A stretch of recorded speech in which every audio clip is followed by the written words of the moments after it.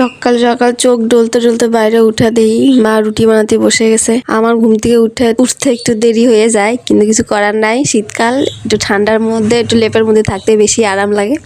তো বেড়াইয়া দেখি মা রুটি বানানো প্রস্তুতি নিচ্ছে, কেন কি আজকে আমাকে প্রচুর কাজ। তা আমি বিরাস টিরাস করে তাড়াতাড়ি বসে পড়লাম, কলাম মা দাও আমার এই গরম গরম গোলা রুটি আমি খাইয়ে নিই তাড়াতাড়ি। তা গোলা রুটি তো দেশে, কিন্তু ভাজা কিছু দেয় নাই, ভাজা ছিল আলু ভাজা।